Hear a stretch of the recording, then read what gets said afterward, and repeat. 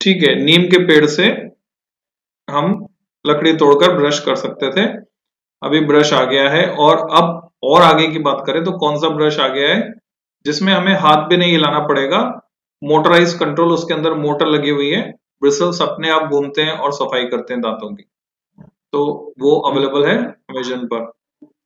सो उसका इम्पैक्ट क्या पड़ा, कई चीजों के एडवर्स इफेक्ट पड़े, कई चीजों के यूज मतलब फेवरेबल इफेक्ट्स पड़े, जिसके लिए मैंने लास्ट टर्न पे एक शब्द बोला था, विज्ञान वरदान या अभिशाप।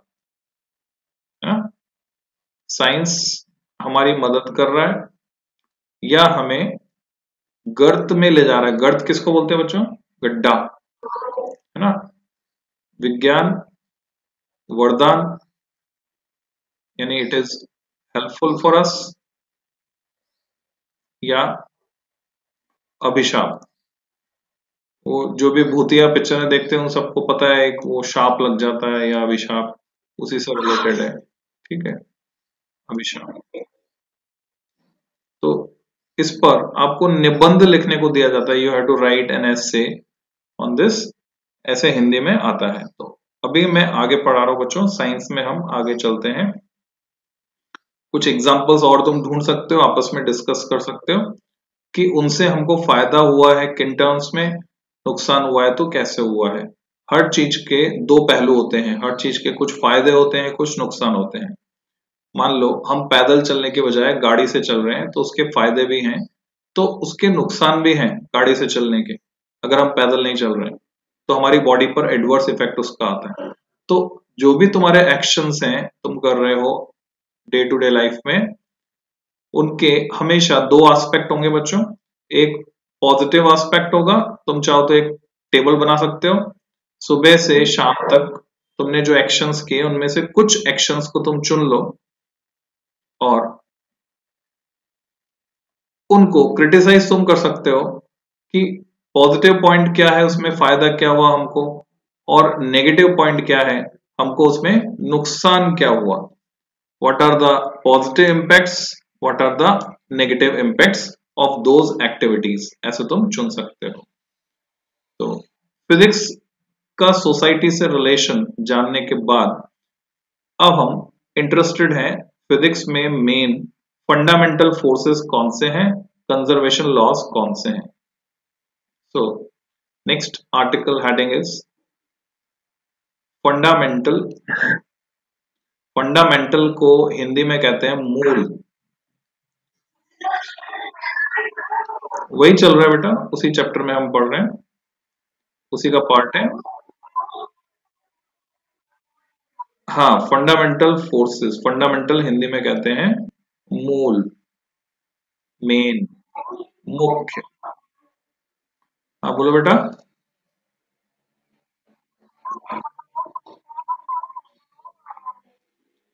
कोई बात नहीं, मेरी आवाज आ रही तुमको ना?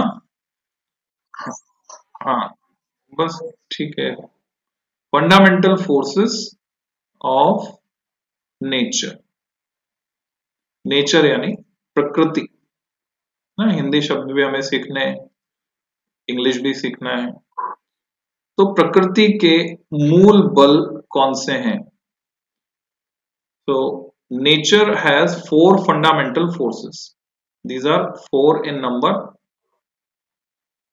द मोस्ट फंडामेंटल फोर्स जो नेचर में पाया गया है बच्चों, वो है, बताओ कौन सा? जी से, gravitational force. All of you must be aware of gravitational force and the terminology. हाँ, ये सब लिखते चलना है तुमको साथ साथ में बच्चों।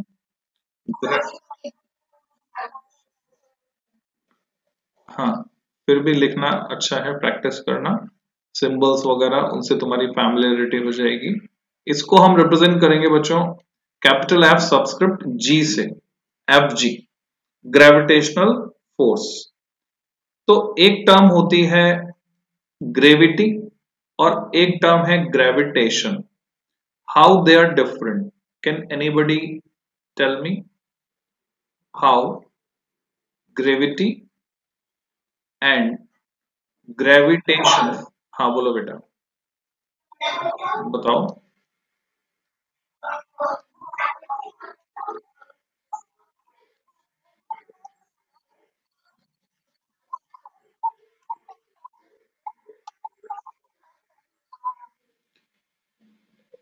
और कोई बताना चाहता है? ओके, देखो बच्चों, ग्रेविटेशन जो टर्म है, it is more general term. कोई भी मास बॉडी जब किसी दूसरी मास बॉडी को खींचेगी, उनके बीच में जो अट्रैक्शन का फोर्स होगा, उसको हम बोलेंगे gravitation. So it is more general term, and gravity is specially used with respect to earth. It is a specific term, विशेष, स्पेसिफिक, सामान्य, general. So gravity is specific term, और इसको किस कॉन्टेक्स्ट में हम यूज करते हैं, किस रेफरेंस में यूज करते हैं? With respect to earth. जब भी पृथ्वी किसी चीज को खींचेगी तो हम बोलेंगे ग्रेविटी।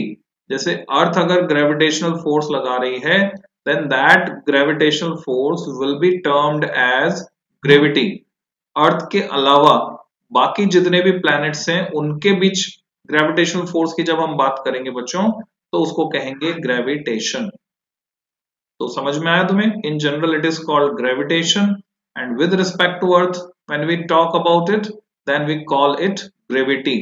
तो तुमने सुना होगा acceleration due to gravity at the earth is how much?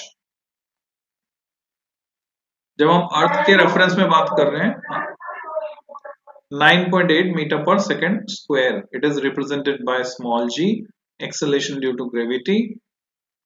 पृथ्वी प्रत्येक वस्तु को अपनी ओर खींचती है, फोर्स लगाती है, जिससे उसमें एक्सेलरेशन प्रोड्यूस होता है। वो वस्तु खींची चली जाती है, उसकी स्पीड बढ़ती चली जाती है। किस रेट से? एक सेकंड में 9.8 मीटर पर सेकंड की स्पीड से बढ़ जाती है। तो पर सेकंड है तो एक और आ गया सेकंड, इसलिए बना second square. 9.8 metre per second की रेट से पर सेकंड बढ़ जाती है, तो it becomes 9.8 metre per second square, acceleration due to gravity. So this is weakest force of nature, सबसे कमजोर बल है ग्रेविटेशनल फोर्स। इसके बारे में हम डिटेल में पढ़ेंगे आगे। अभी हम सिर्फ एक फॉर्मूला लिखना चाहेंगे इसके बारे में, एक फॉर्मूला जो न्यूटन ने दिया, जिससे तुम्हें फैमिलियर होना चाहिए। न्यूटन ने बताया, एनी टू पॉइंट ऑब्जेक्ट्स, गौर करो शब्दों पर। पॉइंट ऑब्जेक्ट्स क्या होते हैं? जिनको हम एक पॉइंट की तरह ट्रीट कर सकते हैं, जिनका सारा का सारा मास हम किसी पॉइंट पर कंसंट्रेटेड मान सकते हैं। फॉर एग्जाम्पल, क्या पृथ्वी और चंद्रमा के बीच गुरुत्वाकर्षण बल कार्यरत है? Is there any gravitational force between our earth and the moon? और उसी के कारण चंद्रमा पृथ्वी के चारों ओर चक्कर लगा रहा है। तो ये है हमारी पृथ्वी, और suppose this is the natural satellite of the earth, that is moon, है ना। सैटेलाइट दो तरह के होते हैं बच्चों, नेचुरल और आर्टिफिशियल। देखो, सन है, सन के चारों तरफ चक्कर लगाने वाली बॉडी को प्लैनेट कहते हैं। प्लैनेट के चारों तरफ चक्कर लगाने वाली बॉडी को सैटेलाइट कहते हैं। अब सैटेलाइट नेचुरल भी हो सकता है, जैसे कि मून, और सैटेलाइट आर्टिफिशियल भी हो सकता है, जैसे कि तुम्हें पता हो तो भारत ने बहुत सारे सैटेलाइट लॉन्च किए हुए हैं, आर्टिफिशियल सैटेलाइट, जिनसे सारा कम्युनिकेशन हो रहा है। हम जो टीवी देख पा रहे हैं, हम मोबाइल फोन पर बात कर पा रहे हैं, इट इज बिकॉज ऑफ दो सैटेलाइट्स। कुछ सैटेलाइट जासूसी में भी काम आते हैं, कि पाकिस्तान ने कहां पर कैंप लगाए, आतंकवादी कहां से कहां चले गए, उनके कैंप कहां लगे हुए हैं, कहां उनकी ट्रेनिंग चल रही है, हम सैटेलाइट से फोटो खींच के पता लगा सकते हैं। मौसम संबंधी जानकारी में भी सैटेलाइट इंपॉर्टेंट रोल प्ले करता है। मौसम का हमें पता चल जाता है पहले से। जैसे जयपुर में ओले पड़े, कोटा में बारिश हुई, तो अभी बच्चों ठंड आने वाली है, तो बादल कहाँ है, कहाँ बारिश हो सकती है, मौसम की जानकारी सब सैटेलाइट से हमें मिलती है। अभी मैं ये बताना चाह रहा था पॉइंट ऑब्जेक्ट, उसका क्या मतलब। अगर मैं अर्थ का सारा मास सेंटर्ड मान लूं पॉइंट O1 पर, और मून का सारा मास सेंटर्ड मान लो, ये जो सेंटर पॉइंट मैंने मार्क किया है पॉइंट O2 पर, तो हम अर्थ और मून दोनों को पॉइंट ऑब्जेक्ट मान सकते हैं अगर इन दोनों के बीच की डिस्टेंस है स्मॉल r, जो कि ये मैंने रेड लाइन से दिखाई है एरो बनाकर। Small r is the distance between their centres, और इनके जो मासेस हैं, suppose capital M subscript E, this is mass of अर्थ, नीचे छोटा सा ई लगा दिया तो सबस्क्रिप्ट कहते हैं उसको, and capital M subscript small m, this is mass of moon. तो बच्चों, न्यूटन ने बताया कि इनके बीच काम करने वाला ग्रेविटेशनल अट्रैक्शन, जिसको हम दिखा रहे हैं Fg से, इट विल बी प्रोपोर्शनल, है ना। कोई क्वांटिटी किसी क्वांटिटी के साथ किस तरह से वेरी करती है, प्रोपोर्शनल रिलेशनशिप उसमें बताते हैं। यानी अगर ये मास ऑफ अर्थ और ज्यादा होता तो ये अट्रैक्शन का फोर्स और ज्यादा होता, so it is proportional to ME। अगर मून का मास और ज्यादा होता तो ये अट्रैक्शन का फोर्स और ज्यादा होता, तो इनके प्रोडक्ट, मासेस के प्रोडक्ट के प्रोपोर्शनल होता है gravitational force of attraction. And और क्या बताया, उनके बीच की दूरी अगर बढ़ा दें तो ये फोर्स कम हो जाएगा कि बढ़ जाएगा बच्चों? दूरी दूरी बढ़ा दें, अगर हम r को इंक्रीज कर दें, हाँ, जो दूर है उन पर कम फोर्स लग रहा है, जो पास है उन पर ज्यादा लगता है। तुमने फील किया मैग्नेट्स के साथ भी ऐसा, मैग्नेट्स को दूर ले जाओगे तो उनके बीच फोर्स कम हो जाएगा अट्रैक्शन का। अगर अपोजिट पोल पास पास है, पास लाओगे तो मैग्नेट ज्यादा तेजी से खींचेंगे एक दूसरे को। तो हाँ, सेम पोल लाएंगे तो रिपेल करते हैं, अपोजिट पोल नॉर्थ और साउथ अट्रैक्ट करते हैं बेटा। हाँ बोलो।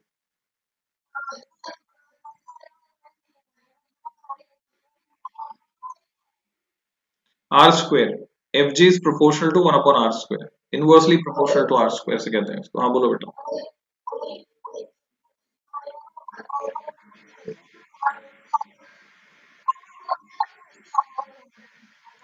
नहीं, वो फ्रिज पे चिपका हुआ है तो नहीं खींच पाएगा, उल्टा ये खींच के जाएगा लोहे की तरफ। मैग्नेट मैग्नेट को खींच सकता है अगर अपोजिट पोल है, और मैग्नेट लोहे को तो हमेशा खींचता ही है, और लोहा भी मैग्नेट को खींचता है। इक्वल एंड अपोजिट फोर्स दोनों एक दूसरे पर लगाते हैं। फॉर एग्जाम्पल, तुमसे तुमसे एक घुमावदार सवाल पूछा जाता है बच्चों, तो सवाल मैं अभी पूछ रहा हूँ, जवाब ये फॉर्मूला लिखने के बाद दूंगा। क्या तुमको अर्थ टुवर्ड्स इट्स सेंटर खींच रही है?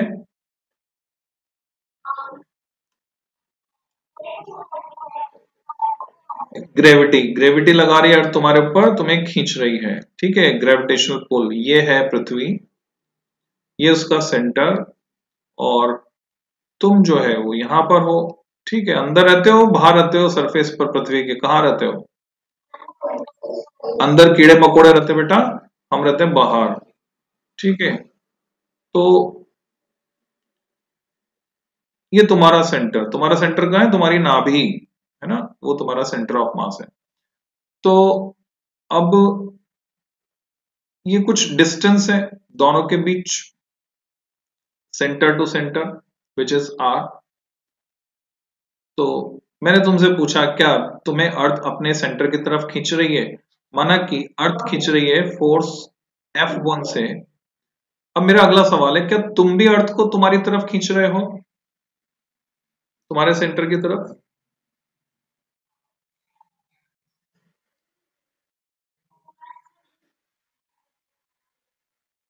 ओके। क्या मून अर्थ को खींच रहा है,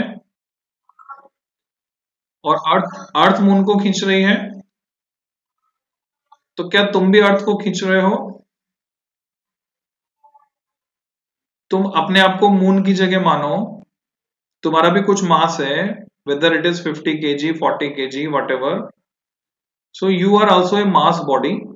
और न्यूटन ने लॉ दिया, एनी टू मासेस, जरूरी नहीं है कि अर्थ और सन या अर्थ और moon, any two masses in universe m1 and m2 point masses, any 2 point masses in universe m1 and m2 attract each other with a force which is directly proportional to product of their masses and inversely proportional to the square of the distance between them, means this distance. तो क्या तुम अर्थ को अपनी तरफ खींच रहे हो बच्चों? Answer is yes. फिर सवाल उठता है कौन ज्यादा फोर्स लगाकर खींच रहा है। So the main question is earth तुम्हें ज्यादा फोर्स से खींच रही है या तुम ज्यादा फोर्स से खींच रहे हो। Everybody of you should write your answers in reference side of your notebook। अपना अपना जवाब लिख लो इस सवाल के लिए कि तुम्हें क्या लगता है कि तुम ज्यादा फोर्स से खींच रहे हो या अर्थ ज्यादा फोर्स से खींच रही है। उसके बाद मैं तुम्हें बहुत मजेदार बात बताऊंगा। ओके, जो भी तुम्हारा जवाब है तुम्हारे पास नोट करके रखो कि हमने ये सोचा है, नहीं तुमने ये सोचा है। अपना अपना जवाब अपने पास अपनी कॉपी में राइट हैंड साइड पर लाइन खींचकर नोट कर लो। अगर अर्थ तो अर्थ, अगर तुम तो तुम। सो तो वो लिख दो। Okay, so Fg is proportional to product of the masses, Fg is proportional to 1 upon r square। इसका मतलब ये हुआ डिस्टेंस को अगर हम डबल कर दें r की जगह 2r, तो यहाँ पे 2r का स्क्वायर आएगा, 2 का स्क्वायर करेंगे तो 4 आएगा नीचे, तो फोर्स विल बिकम 1/4 टाइम्स, एक चौथा ही रह जाएगा। दूरी को दुगना करने पर इनके बीच लगने वाला फोर्स 1/4 ही रह जाएगा, बिकॉज r स्क्वायर में है, r की पावर 2 है। अगर मैं 3 गुना कर दूंगा तो 3 का स्क्वायर मुझे करना पड़ेगा, तो 3 का स्क्वायर करूंगा तो 9 आएगा, तो 1/9 टाइम्स रह जाएगा। तो इट इज सो। इसको यूज करना हम सीखेंगे आगे, वैसे सुन लो अभी तो जब हम इन दो फैक्ट्स को कंबाइन करते हैं जो मैंने ऊपर लिखे, इन दोनों फैक्ट्स को कंबाइन करेंगे, कंबाइनिंग कंबाइनिंग तो इन दोनों फैक्ट्स को कंबाइन करके कैसे लिखते हैं बच्चों? ऐसे लिखा जाता है Fg यानी gravitational force is proportional to mass of earth, that is capital M subscript E, mass of moon, that is capital M subscript small m, upon r square। और जब भी हम प्रोपोर्शनल का साइन हटाते हैं, देखो प्रोपोर्शनल चलता है कम ज्यादा, एग्जैक्ट कितना वो हमें नहीं पता, ठीक है। तो प्रोपोर्शनल का साइन हटाते हैं, तो जब भी प्रोपोर्शनल का साइन हटाएंगे एग्जैक्ट वैल्यू निकालने के लिए वहां हम एक कांस्टेंट को इंट्रोड्यूस करते हैं बच्चों। तो एक कांस्टेंट क्वांटिटी यहां पर इंट्रोड्यूस होती है, जैसे जब परी की हाइट थी, परी की हाइट थी 4 फीट, तो राघव की हाइट 5 फीट। अब ये जो एग्जाम्पल है कुछ परफेक्ट नहीं है, तो हम बोलते हैं परी के पास एक पौधा है और वैसा ही पौधा सेम ब्रीड सेम नस्ल का राघव के पास भी है। तो परी वाले पौधे की जब हाइट 4 फीट थी, तो राघव के पास जो पौधा है उसकी हाइट थी 5 फीट। दोनों बराबर खाद पानी उनको दे रहे हैं, तो जब परी का पौधा 5 फीट का हो जाएगा तो राघव का पौधा 6 फीट का हो जाएगा। जब परी के पास जो पौधा है वो 6 फीट का हो जाएगा तो राघव का पौधा 7 फीट का हो जाएगा। तो what relation from this data you can infer, क्या पता लग रहा है हमको कि 1 फीट का डिफरेंस बना रहेगा। तो मैं क्या लिख सकता हूं कि राघव के पास जो प्लांट है PR, उसकी हाइट परी के पास जो प्लांट है PP उसके प्रोपोर्शनल है। PR is proportional to PP। जैसे जैसे परी के पौधे की हाइट बढ़ती है वैसे वैसे राघव के पौधे की हाइट भी बढ़ती है, बोथ आर प्रोपोर्शनल। तो एक्चुअल में हाइट है कितनी वो कैसे निकालेंगे हम, हाइट का रिलेशन कितना है? तो उसके लिए क्या करना पड़ेगा, हमें एक कांस्टेंट इन्वॉल्व करना पड़ेगा। अब इसको और आसान बनाते हैं समझने के लिए कि राघव के पास जो पौधा है वो, या पौधा नहीं, कुछ और एग्जांपल ले लेते हैं। परी और राघव को पैसे मिलते हैं, ठीक है। परी के पास पैसे जिस रेट से बढ़ते हैं, राघव के पास उसकी दुगनी रेट से बढ़ते हैं, है ना, 2 टाइम्स रेट से बढ़ते हैं। तो जैसे जैसे परी के पैसे, पी से पैसे, पी से परी, आर से राघव, पी से पैसे, पैसे राघव के पास वाले पैसे बढ़ रहे हैं, परी के पास पैसे बढ़ रहे हैं, पर एग्जैक्टली किसके पास कितने हैं, तो वो प्रोपोर्शनल का साइन हटाकर अगर बोले डबल रेट से बढ़ रहे हैं, दुगनी रेट से, तो हमेशा राघव के पास परी से डबल पैसे होंगे।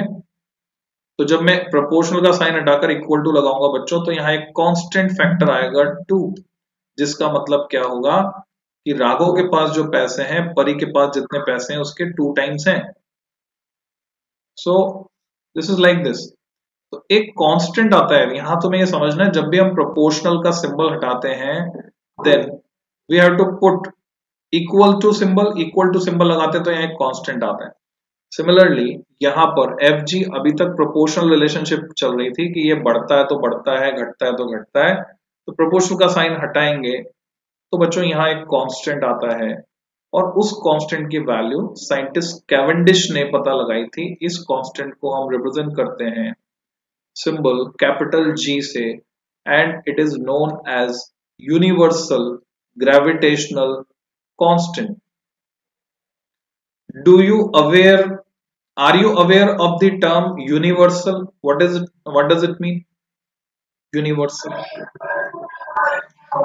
हाँ, it is valid. हाँ, it is valid in whole universe. It doesn't changes. It is called universal. Universal soldier picture आई थी, तो यूनिवर्सल सोल्जर कहीं पर भी लड़ाई कर सकता है। Universal, universal gravitational constant. और इसकी वैल्यू किसने निकाली? इसकी वैल्यू निकाली साइंटिस्ट कैवेंडिश ने। It's value was determined by Cavendish. Cavendish है साइंटिस्ट का नाम। डिटरमाइंड बाय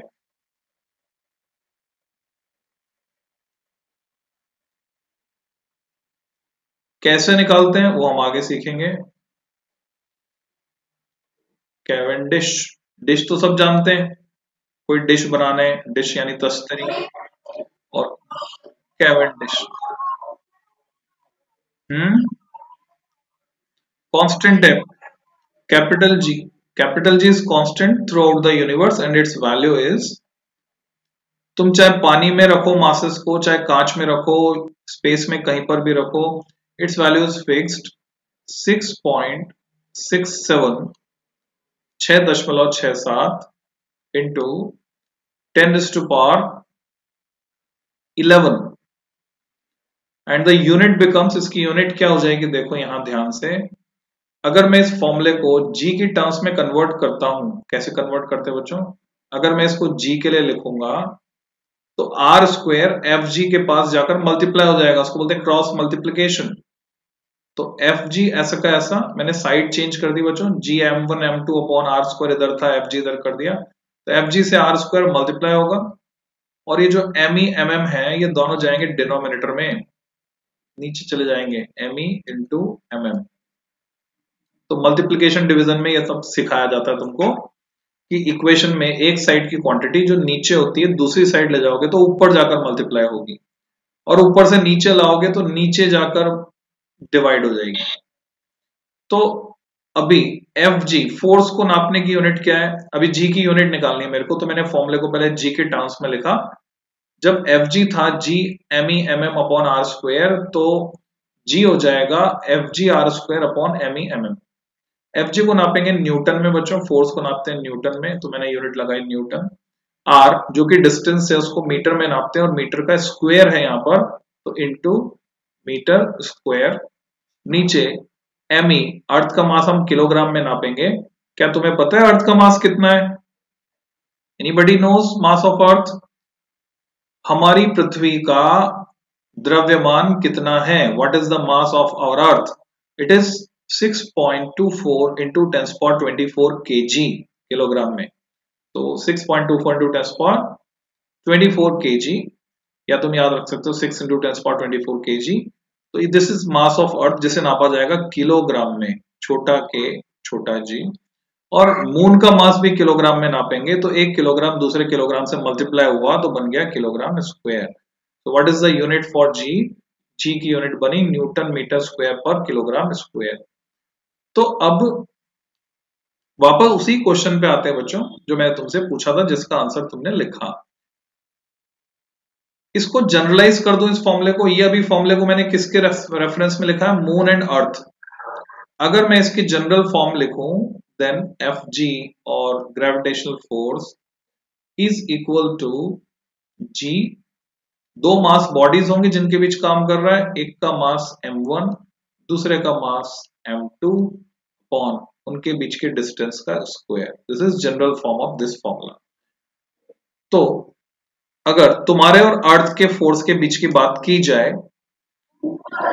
हाँ very good, equal and opposite forces कैसे, देखो अगर हम बात करें तुम अर्थ पर कितना लगा रहे हो, तो तुम अर्थ पे कितना लगा रहे हो जी, मास किसका, तुम्हारा, योर्स, एंड दूसरा मास अर्थ का, m2 is mass of earth upon R square.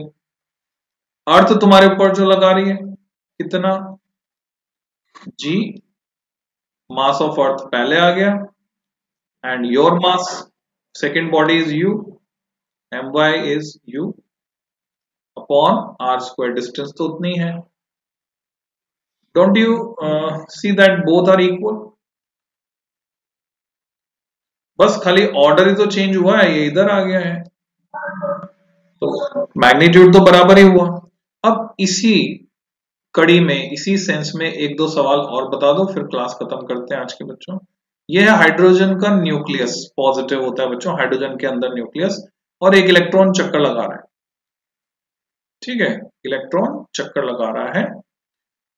Electron का मास है me और न्यूक्लियस का मास है, प्रोटॉन होता है हाइड्रोजन के न्यूक्लियस में, तो मैं mp बोल देता हूं। तो ये जो प्रोटॉन है ये भारी होता है इलेक्ट्रॉन से, कितना भारी होता है, मास ऑफ प्रोटॉन इज, हाँ बोलो बेटा, हाँ डिस्टेंस का square R square. Mass of proton is 1840 times mass of electron. Proton का मास इलेक्ट्रॉन के मास का 1840 टाइम्स होता है, एग्जैक्ट देखे तो 1838 पॉइंट कुछ होता है, 1840 टाइम्स राउंड ऑफ करके। तो बताओ इलेक्ट्रॉन जब चक्कर लगा रहा है इसके चारों तरफ, तो प्रोटॉन इलेक्ट्रॉन को अपनी तरफ खींच रहा है, क्योंकि एक के पास पॉजिटिव चार्ज है, दूसरे के पास नेगेटिव चार्ज है, positive negative attract each other, तो इनके बीच अट्रैक्शन का force, and that attraction force is called electric force, जिसकी बात हम नेक्स्ट क्लास में करेंगे। तो बताओ प्रोटॉन इलेक्ट्रॉन पर ज्यादा फोर्स लगा रहा है या इलेक्ट्रॉन प्रोटॉन पे ज्यादा फोर्स लगा रहा है? The answer is again equal and opposite, ठीक है, both are applying equal and opposite forces on each other. इसी तरह से बच्चों यहाँ चंद्रमा पृथ्वी पर, पृथ्वी चंद्रमा पर इक्वल एंड अपोजिट फोर्स लगा रहे हैं, फिर भी मून का एक्सेलरेशन अर्थ की तरफ ज्यादा है, क्योंकि मून का मास कम है और एक्सेलरेशन होता है फोर्स अपॉन मास। तो इस फैक्ट को हम समझेंगे नेक्स्ट क्लास में बच्चों। आज के लिए इतना ही काफी है, और इसकी रिकॉर्डिंग मैं अपलोड कर रहा हूं, जिसको जो बात समझ में नहीं आई हो वो रिकॉर्डिंग में देख लेना, एंड नाउ यू कैन